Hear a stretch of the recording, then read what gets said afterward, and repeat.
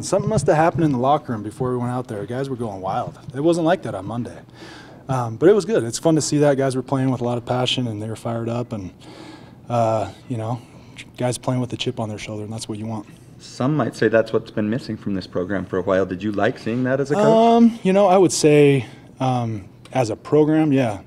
Things need to be more like that. I think the defense has been like that for a long time. And I think it's been on the offense for a while. I think the offense has kind of lost it in the last maybe 2 or 3 years. But I think with Coach and I back, I think they gained a little bit of that last year. And I think more will come this year. Is this the fastest you've gotten to the scuffling here in spring? Because second practice, that's pretty quick. Yeah, no, it was good. No, you know what? I think it's just guys being competitive and, you know, guys flying around and having fun when they want to win. And they're trying to compete. And when that happens, usually guys end up on the ground, and then, you know, usually there might be a coach that might say, hey, you need to, you know, try a little harder or block this guy a little longer. And you know, I think there was probably a little too much of that today. We don't want to get guys hurt, especially in a day like today where we're not in pads. You'd like to see guys off the ground as much as possible, and, you know, we're always as coaches trying to remind them to stay up. But yeah, the little scuffles like that, that's going to happen in football, right? There's a lot of testosterone out there, and guys are getting fired up and having fun, and we just need to kind of control that a little bit and remember we're teammates, and we're all out there trying to help each other. Did you ever get in a fight? Never. When you were playing? Never, Kurt. I'll never. Players oftentimes reflect the nature of the coaches.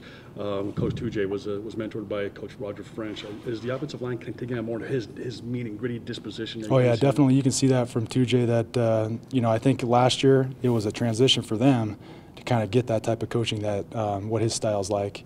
And I think as he's continuing to be with them in the meeting rooms and out on the field, they're going to continue to get that personality that I think the old BYU offensive line had back in the 80s and 90s when they were under Roger French. And that's just the, you know, characteristics that he wants to bring to those guys. And it's fun to see that come out, you know, because, you know, I've been here 9 years or 8 years. I haven't seen that. So talk about Bronson. Yeah, Bronson is making the transition well right now to outside backer.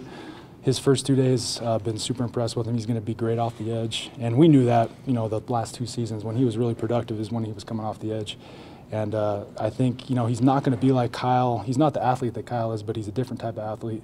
And we'll be able to do some different things with him that we weren't able to do with Kyle, and some stuff that we did with Kyle that we won't be able to do with Bronson. So it's just some game planning and schematic things that we'll have to change up just a little bit. But been very impressed with him, and look forward to continuing to work with him, get him to reach his potential. What do you remember from the decision when it was made, and you know, all the pieces that went into deciding to have him take that spot? It was pretty easy. It was just, hey, let's move Bronson outside backer.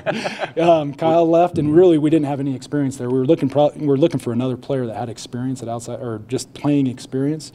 And Bronson kind of fit the mold. We had a lot of guys coming home off of missions as defensive linemen, guys that had played Graham Rowley and Travis Tuiloma, and Kesney Tausinga has been a super surprise. He's been, I mean, that dude is going to be a great player for us.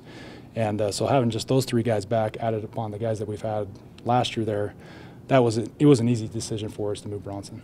What's the biggest learning curve for him switching to that position? It's the coverage part. So the run fits he'll be fine with. The pass rush stuff he's fine with. It's just the coverage. He didn't do that much. He did a little bit of that as the season went on last year. After Spencer got hurt, we moved Bronson to Spencer's spot in nickel, and he started to do more coverage drops there. But where he's at now at Will Backer, he's doing buzz drops, what are flat drops, and so he's going to have to get that down, and just learning the whole coverage of how it all works and where he fits and everything. He has a long way to go that way. He's so tall, can he just go out there and lift up his arm? Yeah, I mean, we had that happen a couple times last year. You know, Kyle's pick 6 versus Utah State, and Alani's pick 6 versus Georgia Tech, and so I can imagine, you know, having Bronson 6'7" and his wingspan and all that. I think he's going to get some of those for him.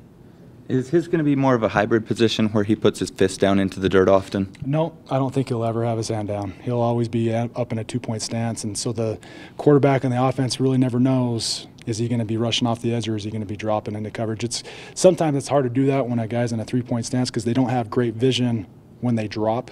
Some teams do that. We don't do that. He'll be standing up in a 2-point stance. In the 3-4 defense, when you talk about coverage, is he going to be coverage actually like wide receivers or actually tight ends downfield? Or is it just more just a man coverage in specific? For him, it's more just flat drops. He'll be just mainly, as the will backer, you're mainly just dropping to the flat and covering that area over there. Is it because of the flexibility of the 3-4 defense to bring in a nickel back, like a Dallin Levitt? Yeah, so we'll have Dallin there or Trent Trammell, or, I mean, there's a million guys that, I mean, we're really deep at DB right now, and so It's not like back in the day when we had to play with walk-ons. But Yeah, I'm just kidding. But no, we're deep. We're deep at DB, and so we're going to try to get it, as often as we can in the right situations, get 5 DBs on the field, possibly 6, just depending upon, how some other guys develop.